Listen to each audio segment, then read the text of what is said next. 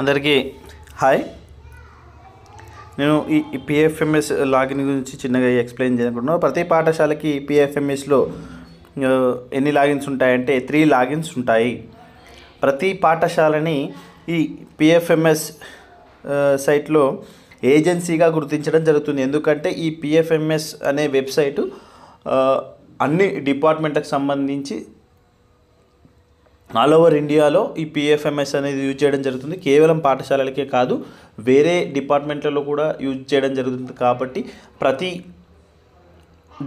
డిపార్ట్మెంట్లో ఉన్న కింది స్థాయి వరకు ఉన్న ఆఫీసులను ఈ ఏజెన్సీ అని పిలవడం జరుగుతుంది. ఈ పిఎఫ్ఎంఎస్ సైట్లో ఏజెన్సీ అని పిలవడం జరుగుతుంది. కాబట్టి ప్రతి పాఠశాలను కూడా ఏజెన్సీగా గుర్తిస్తుంది ఈ పిఎఫ్ఎంఎస్ సైట్.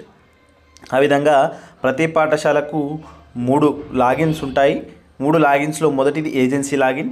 ఏజెన్సీ లాగిన్లో మళ్ళీ 2 లాగిన్లు ఉంటాయి. ఒకటి operator login and approver login. ఈ మొదటిది ఏజెన్సీ లాగిన్. ఈ ఏజెన్సీ లాగిన్ ఏంటి అంటే మీకు మండల్ లాగిన్ ద్వారా మీకు ఈ ఏజెన్సీ లాగిన్ అనేది క్రియేట్ చేసి ఇవ్వడం జరుగుతుంది. ఆల్రెడీ అన్ని పాఠశాలలకు కూడా ఈ ఏజెన్సీ లాగిన్ ఇచ్చారు. ఇది మెయిన్, ముఖ్యంగా ఇది మెయిన్. చాలామందికి ఏంటి అనుకుంటే ఈ ఏజెన్సీ లాగిన్ ఉంటుందని తెలియదు, కేవలం ఆపరేటర్ అండ్ అప్రూవర్ లాగిన్ మాత్రమే ఉంటాయని అనుకుంటారు. ఎందుకంటే ఇది ముందు క్రియేట్ చేసిన తర్వాత దీంతో ఎక్కువ అవసరం ఉండదు కాబట్టి, ఆపరేటర్ అప్రూవ్తోనే అవసరం ఉంటుంది కాబట్టి ఈ ఏజెన్సీ లాగిన్ ఉంటుందని చాలామందికి తెలియదు. ముఖ్యంగా ఉండేదైతే ఏజెన్సీ లాగిన్. అది TLME తో స్టార్ట్ అవుతుంది, అంటే జిల్లాకి వచ్చి మారుతుంది. ఫస్ట్ మాత్రం TL అని ఉంటుంది. ME అంటే ఆ ME అనేది జిల్లాలో పేరులో మొదటి 2 అక్షరాలు కావచ్చు. కాబట్టి జిల్లాకు మారుతుంది. ఎక్కడికైనా స్టార్ట్ కావడం మాత్రం కంపల్సరీగా TL నుంచి స్టార్ట్ అవుతుంది. ఈ విధంగా 00 నుండి చివరిలో మళ్ళీ సంఖ్యలు ఉంటాయి. ఇది ఏజెన్సీ లాగిన్. ఈ ఏజెన్సీ లాగిన్లో ఏం చేయొచ్చు అంటే create users like operator and approver, అంటే యూజర్స్ని క్రియేట్ చేయొచ్చు. ఎందుకు అంటే డైరెక్ట్గా ఏజెన్సీ లాగిన్స్లో బిల్ చేయడానికి అవకాశం అనేది లేదు. ఏం చేయాలంటే ఆ ఏజెన్సీలో ఈ బిల్స్ చేయడానికి 2 లాగిన్లు ఇవ్వాలి. ఒకటి ఆపరేటర్, రెండవది అప్రూవర్. ఆ విధంగా 2 లాగిన్లను ఈ ఏజెన్సీ లాగిన్లో వాళ్ళు క్రియేట్ చేసుకోవాలి, అంటే స్కూల్ వాళ్ళు క్రియేట్ చేసుకోవాలి. చాలా వరకు అన్ని స్కూల్ క్రియేట్ అయిపోయింది. నెక్స్ట్ ఇంకేం చేస్తుందంటే agency login approve user details edited in user logins. ఎవరైతే ఇప్పుడు ఏజెన్సీ లాగిన్లో 2 లాగిన్స్ క్రియేట్ చేశారు కదా, దాని ద్వారా బిల్స్ అవి చేస్తుంటారు. అది ఎవరి పేరు మీద ఉంటుందంటే ఒకటి SMC చైర్మన్ పేరు మీద ఉంటుంది, రెండవది HM పేరు మీద ఉంటుంది. ఒకవేళ HM మారిండు, ఆ HM లాగిన్లో డీటెయిల్స్ చేంజ్ చేయాలంటే ఆ HM లాగిన్లో లాగిన్ అయిన తర్వాత ప్రొఫైల్లోకి వెళ్ళి వాళ్ళ ఫోన్ నెంబరు, నేమ్ అనే డీటెయిల్స్ ఎడిట్ చేసిన తర్వాత మళ్ళీ ఈ ఏజెన్సీ లాగిన్కి అప్రూవ్కి వస్తుంది అన్నట్టు.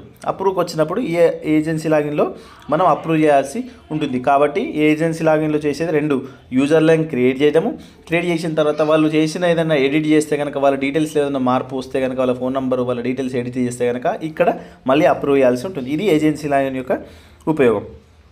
నెక్స్ట్ ఏజెన్సీ లాగిన్ తర్వాత అప్రూవర్ లాగిన్ ఉంటుంది. ఈ అప్రూవర్ లాగిన్లో ఏం చేస్తామంటే కొందరు ఏ విధంగా యూజర్ ఐడి క్రియేట్ చేసుకుంటారంటే A అని చెప్పి వాళ్ళ స్కూల్ డైస్ కోడ్ కానీ, SMC అని చెప్పి వాళ్ళ స్కూల్ డైస్ కోడ్, ఆ విధంగా ఈ అప్రూవర్ లాగిన్ క్రియేట్ చేశారు. ఈ అప్రూవర్ లాగిన్లో ఏం చేస్తారంటే ఈ PPL ఎవరైతే ఇంకోటి ఆపరేటర్ లాగిన్ ఉంటుంది కదా, ఆపరేటర్ లాగిన్లో ఏవైతే బిల్స్ చేస్తామో, పేమెంట్స్ చేసామో, PPLs చేస్తాము, అవన్నీ ఈ అప్రూవర్ లాగిన్లో అప్రూవ్ చేయడం జరుగుతుంది. అదేవిధంగా ఈ అప్రూవర్ ఎవరైతే ఉన్నారో, ఒకవేళ SMC చైర్మన్ అయితే SMC చైర్మన్, ఒకవేళ కాంప్లెక్స్ హెడ్ మాస్టర్ అయితే కాంప్లెక్స్ హెడ్ మాస్టర్ అప్రూవర్గా ఉంటారు. అప్రూవర్ ఒకవేళ చేంజ్ అయితే కనుక, మార్చినట్లయితే మళ్ళీ వాళ్ళ డీటెయిల్స్, పేరు, ఫోన్ నెంబర్ అనేది ఈ అప్రూవర్ లాగిన్లోనే చేంజ్ చేయాలి. వేరే దగ్గర చేంజ్ అనేక అవకాశం లేదు. తర్వాత 3వది ఆపరేటర్ లాగిన్ అంటే ముఖ్యంగా బిల్ స్టార్ట్ చేయడం ఇక్కడ స్టార్ట్ చేయాలా. ఒకవేళ మీరు PPA జనరేట్ చేయాలి, ఎవరికైనా పేమెంట్ చేయాలా, బిల్ చేయాలి అనుకుంటే కనుక ఈ ఆపరేటర్ లాగిన్లోనే ఫస్ట్ వెండర్స్ని యాడ్ చేయడం, అంటే వాళ్ళ ఎవరికైతే పేమెంట్ చేస్తున్నామో వాళ్ళను వెండర్స్ అంటాము, వాళ్ళ అకౌంట్ని యాడ్ చేసిన తర్వాత వాళ్ళ పేరు పైన బిల్ చేయడము, ఇక్కడ చేయడం అంటే PPL జనరేట్ చేయడము, బిల్ పేమెంట్ చేయడం ఇందులో వెళ్తుంది.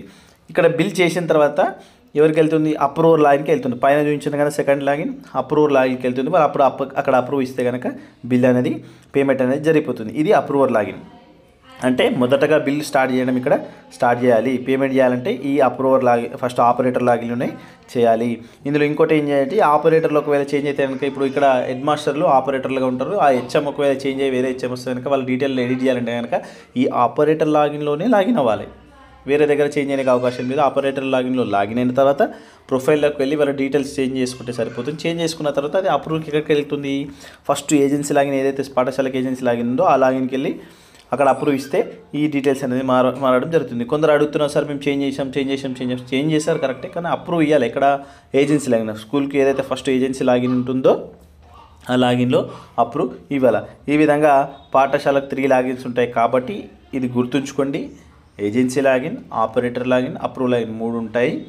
మీరు ఆపరేటర్, అప్రూవర్ ఈ వీళ్ళ డీటెయిల్స్ ఎక్కడైనా మార్చితే కనుక వాళ్ళ ఫోన్ నెంబర్స్ కానీ వాళ్ళ పేర్లు కానీ మార్చితే కనుక ఖచ్చితంగా ఫస్ట్ ఏదైతే ఏజెన్సీ లాగిన్ ఈ ఏజెన్సీ లాగిన్ ఏదైతే ఫస్ట్ ఉందో అందులో అప్రూవ్ చేయాలి. అప్రూవ్ చేసిన తర్వాత మాత్రమే వాళ్ళ పేర్లు డీటెయిల్స్ చేంజ్ అవ్వడం జరుగుతుంది. ఈ వీడియో మీ అందరికీ ఉపయోగపడింది అనుకున్నాను. Thank you for watching this video.